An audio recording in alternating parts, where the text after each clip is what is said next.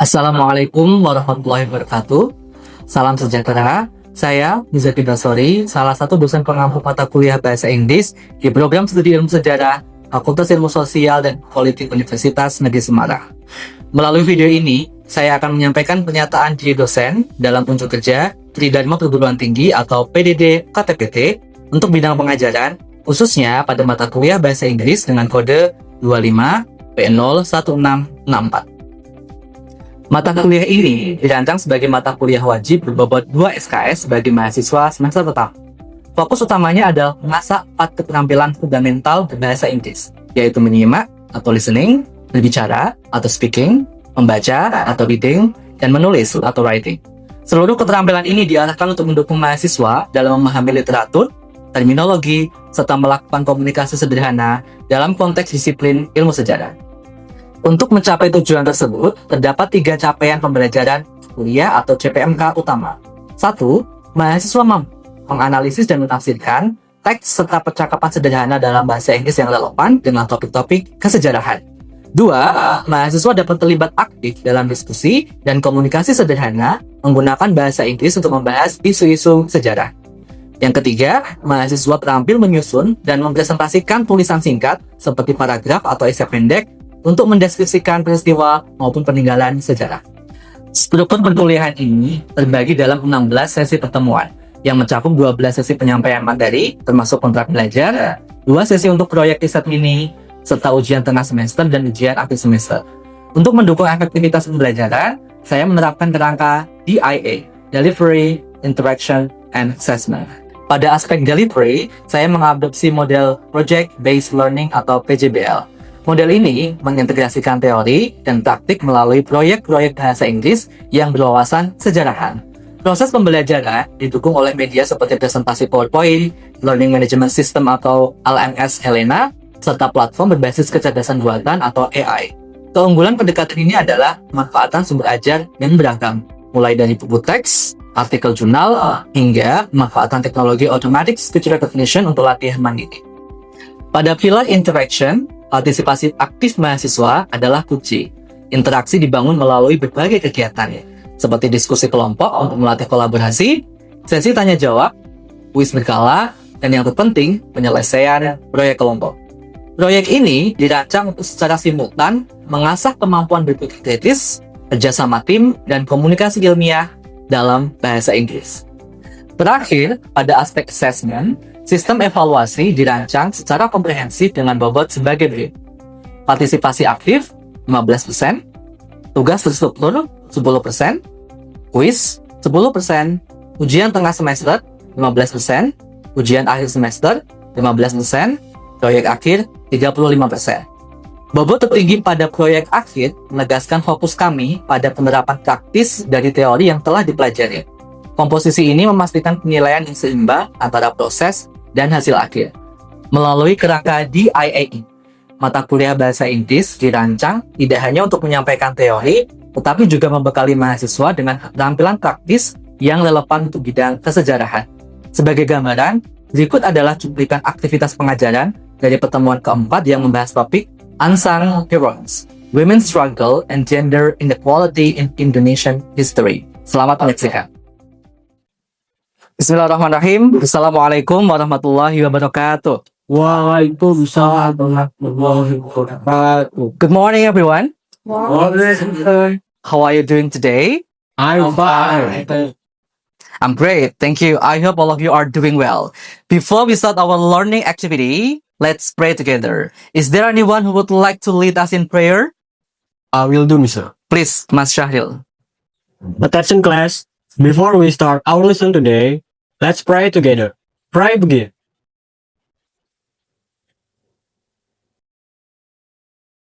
Finish. Right, everyone. So the topic for today's learning is Unsung Heroines, Women's Struggle and Gender Inequality in Indonesian History. However, before that, let's review what we learned last week. Do you still remember what we discussed last week? Yes. Raise your hand. Okay. Yes, please, Mbak Maya. So last week we learned about Tan Malaka and also his contribution. And we also learned about some vocabulary that related to that, such as independence and also exile and another vocabs. Excellent answer. Thank you, Mbak Maya. Besides what has already been said by Mbak Maya, anything else that you still remember from our last discussion? Mbak Kadalin, please. Last week we also learned about past tense and how to use it in conversation and writing. Great. Thank you, Mbak Kadalin. So let's review what we discussed last week. We discussed one of the most important male figures in Indonesia that is already titled National Hero. His name is Tan Malaka. We also learned about his ideas and his contribution to the building of the nation. The second, we also tried to memorize and learn some pertinent vocabulary such as exile, revolution, independence, struggle, ideology, etc. And the last but not least, we also talked about one of the tenses in English, which is the simple past tense, and how to use that in writing and also in conversation. All right, so today we will learn something different. Last week, we learned about male figures in Indonesia who are already titled National Hero. But this week, we are going to learn more about the presence of female figures that are titled as national heroes and those who are not yet titled as national heroes. The topic for today's learning is unsung heroines, women's struggle, and gender inequality in Indonesian history. So basically, the aims of today's learning are to, first, to make us aware that there are not many women recognized as national heroes in Indonesia, despite their huge contribution to the building of the nation. The second, to explore more and more advanced vocabulary related to historical narrative of these female figures in Indonesia. All right, so why is this important? Learning this topic is important because it is related to one of SDGs. Do you know which SDGs related to our topic today?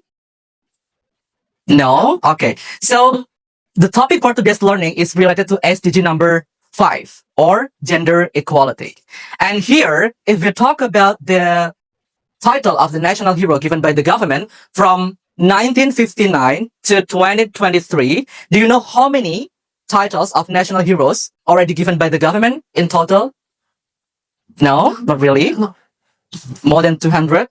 Yes. So we can look at here that there are already 190 men or male figures that are titled national heroes given by the government, but less than 8% or 16 female figures titled by the government of national hero. So this is a huge gender gap, right? So I think it's because we have a social culture that's called patriarchy. So that's why it makes harder for them to participate fully in the public and the political lives. Nice answer. Thank you, Mbak Sasa. So Mbak Sasa said it might be because of patriarchy in Indonesia. So anybody else who wants to answer this question? Mas Bagas, please. History was also written by men that they are focused on their achievement of other men. All right. So if we talk about the title of national heroes, the government actually set some requirements for those figures who can be recognized as national heroes. So what are the requirements, everyone? Do you know? Yes, please, Mbak Nida. They must be an Indonesian citizen and also already passed away. Nice answer, Mbak Nida. So is there anyone else who wants to add the information from Mbak Nida? Yes, Mas Jeta. I think because the big contribution for the nation and the state. So to sum up and to add more information given by Mbak Nida and also Mas Jeta, there are at least 7 points of the requirements for figures to be titled as national hero. First, they must be an Indonesian citizen or someone who fought in the territory of today's Indonesia. Second, they have to show strong moral integrity and also they should be a role model in society. And the next one, they have to give important service and contributions to the nation and state. And then they should show some loyalty, never betray the country, and have good behavior. The next one, they should never be sentenced to prison for a serious crime, 5 years or more. And the next one, this is already said by Mbak Nida, they already passed away. And during life, they led or joined struggles, arms, political or other feats, and they achieve and defend independence. And I also get the question by a student, for example, can we nominate Najwa Shihab as the national hero? Of course, the answer is no. Why? Because she's still alive and healthy, so it's not possible to nominate Najwa Shihab right now.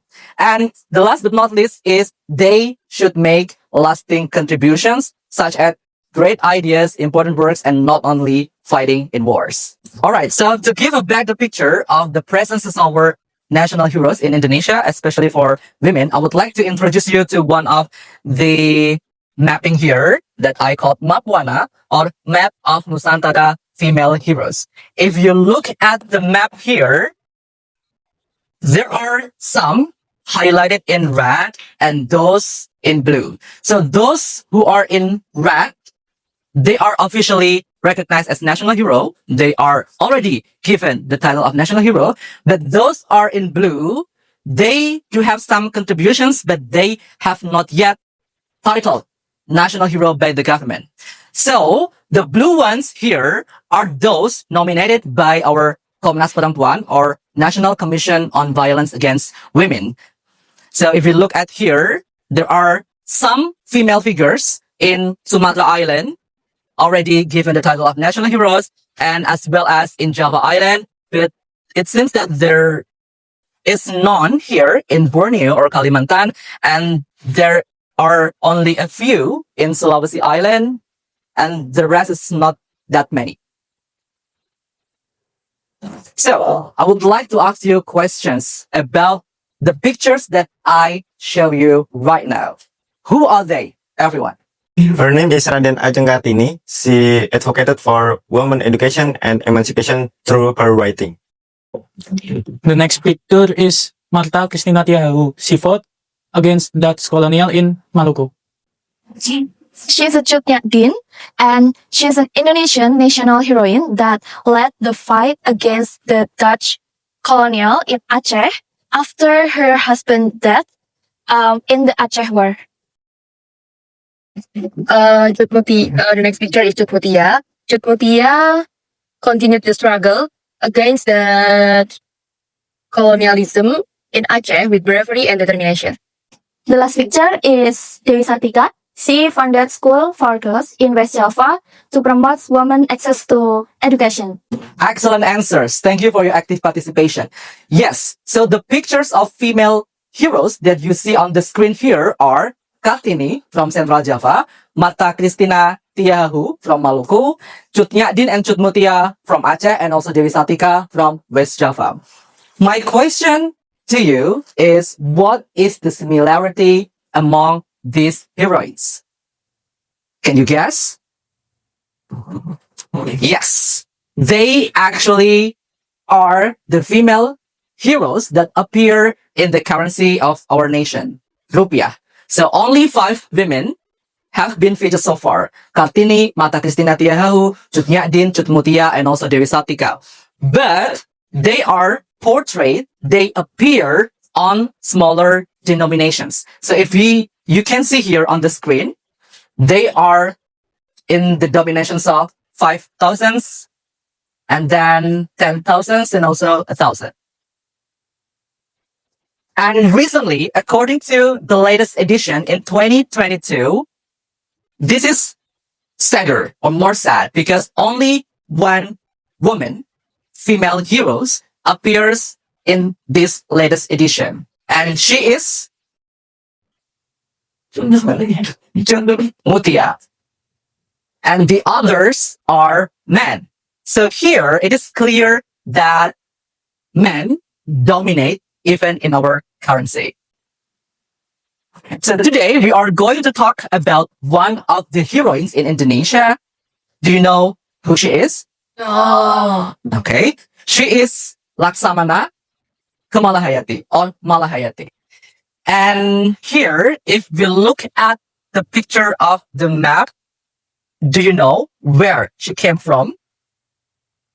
It's too small, right? Yes. She was from the Sumatra Island. Specifically, she was from Aceh. And here, I provide you with a text about Admiral Malahayati. So this is the first part of the text, and I would like one of you to read this paragraph. Please, Mbak Rahma, could you read the first part of the story? The story of Admiral Malahayati. Malahayati, also known as Admiral Malahayati, was a hero female leader from Aceh in the 16th century. She was born into a noble family with a strong navy tradition and received military education from a young age. A key moment in her life was her husband, who was killed in the battle against the Portuguese. This sad event did not break her. Instead, it made her stronger. The Sultan of Aceh then appointed her as Admiral, making her the first woman in the world to hold such as high military rank. She also formed a special army called Inong Pale, which consists of more than 2,000 widows of fallen soldiers. Alright, thank you, Mbak Sasa. So here, we will analyze the first part of this story according to the presence of past tense. So could you please help me? Which one of these sentences indicating past tense? Please look at the sentence number 1. Which one that indicates past tense? Was. Yes, was. Usually, we use was in a nominal sentence in the past tense. And then, what else? She was born. Yes, the second sentence, she was born into a noble family, etc. And what else? Yes, you are correct. Received here is the past form of the verb receive. So receive, received. What else? Was killed. Was when her husband was killed. Correct. So this is more passive, but using the past tense. What else? Did not. Correct. Did not break. Because it is negative sentence, we have to use auxiliary verb, and the auxiliary verb for past tense is did. So we should not say does not break or do not break, because this is sentence in past tense. What else? Before appointed. Made. Correct. The present form of this verb is make, so make, made. Alright? What else? Form. Appointed. Yes. And then? Form. Form. So we have more. I don't think this is included in the past tense, because this is just to show that the arm is called Inong Belly. Fallen. What else? Consisted. Consisted. Do we have more here? Fallen. No, I don't think that includes in the past tense. All right? That's all. All right. Good job. So the next one is the second part of the story of Admiral Malahayati. So I would like to ask Mbak Caroline to read the second part of the story of Admiral Malahayati. Admiral Malahayati was a great military commander and a smart diplomat. One of her most famous victories was when she fought and killed the Dutch commander Cornelis de Houtman in one-on-one duel on his ship. This event shocked the European powers at the time. Besides being a great warrior, she was also good at negotiations. She successfully negotiated with the Dutch and also welcomed English traders who came in peace. Malahayati died in battle in 1606, but her legacy continues. In 2017, the Indonesian government officially named her a national hero, and her story is also recognized internationally by UNESCO.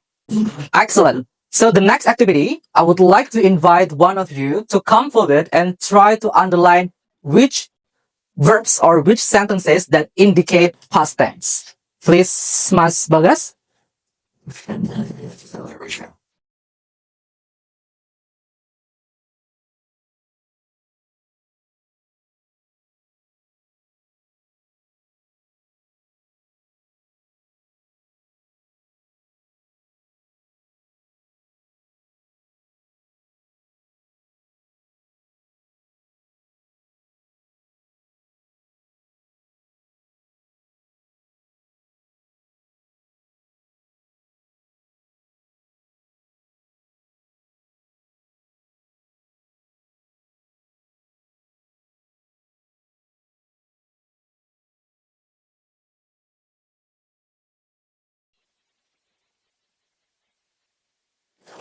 That's all? Thank you. Yeah. So, what do you think about these answers? Are they correct? Yes or no? Let's see one by one. The first one, yes, was this indicates that the sentence is in the past form. And we call this a nominal sentence because there is no verb in that sentence. The next one, still using was, this indicates that the activity already happened in the past or indicate that the sentence is in the past form. Do we have more after was? Yes. So, what is the present form of fought? Fight. Right. Fight, fought. Good. And then killed. So this is what we call as verbal sentence because this sentence contains verbs. And what else? Shot. This is correct. And then was, yes, negotiated and welcome. Do we have more after welcome? Yes. This is the past form of the verb come. Come, came. Malahayati died, correct, in battle in 1606. So if you want to read it here in English, you can say 1606. But her legacy continues. In 2017, the Indonesian government name, yes, giving a name, give name or name. And her story is also, no, because this sentence uses is, so we cannot consider this as sentence using the past tense. Do we have more? Okay, good. Keep applause to all of you. The next part is pronunciation section. So I would like all of you to please repeat after me. All right? Are you ready? Okay, the first one is admiral. Say it together. Admiral. Once more. Admiral. Admiral. Heroic. Heroic. Heroic. Heroic. Noble. Noble. Noble. Noble. Tradition. Tradition. Tradition. Traditions. Appoint. Appoint. Appoint. Appoint. Widow. Widow. Widow. Widow. Commander. Commander. Commander. Commander. But if you would like to use British accent, you can say commander. Commander. You can either choose British accent or American accent. So, yes, both are correct. Commander or commanded. All right? The next is duel. Duel. Duel. Duel. Negotiate. Negotiate. Negotiate. Negotiate. Legacy. Legacy. Legacy. Legacy. Okay, good job. And for your group work, we will analyze one of the female figures here that is actually highlighted in blue, but not nominated by our Komnas Perempuan or National Commission on Violence Against Women. Can you guess who she is? Is it Ibu Tin Soeharto? No. No. She is already titled a national hero. Is it Rohana Kudus? I think no. No. Or is it Dewi Sartika? No. One of the female figures that we are going to analyze in the group work session is Marcina. Have you heard the name before? Yes, probably. So I would like to ask you to work in groups of 3 or 4, and then you have to discuss the following motion. Does Marcina deserve to be titled as national hero? And you have to consider also who she is and what her contribution is. So please right now form a group of 3. Yeah, please. So guys, what do you think about Marcina? So actually, I think Marcina deserves to be recognized as a national heroine because she became a symbol of the human rights issue at the time. So how about you, Maya? But I think I disagree with you guys because she is not the not leader of the protest. She just joined the protest. So I think she's not have a big contribution. But I think I with the same side with the Sasaka because it really makes sense about why Marsina have to be the heroine of Indonesia. So are we decide? So fine, let's decide that she has have a contribution and deserves to recognize that. Okay. All right, the time is up, everyone. So after the discussion, the next activity is 3-minute pitch talk. And I would like to invite all groups to deliver a presentation within 3 minutes. And please make sure that your presentation covers the profile of Marsina, her contributions, and whether or not she should be recognized as a national hero. And the first group is the group led by Mbak Sasa. Please, the group 1, the time is yours. Assalamualaikum warahmatullahi wabarakatuh. Waalaikumsalam warahmatullahi wabarakatuh. Okay, guys, thank you for your attention and for your time. So today we're gonna discuss and presenting about Marsina. So do you know about Marsina? Who is she? So basically, Marsina was born in the Sidoarjo, East Java province. So Marsina was a young worker at the factory and who now become a brave labor activist. And also we can call it as a symbol of the struggle for human rights at the time. Okay, so in May 1993, Marsina and her coworker joined a protest to demand fair wages according to the government regulations. But after the protest, suddenly she is disappeared, and then a few days later, her body was found with a clear signs of torture.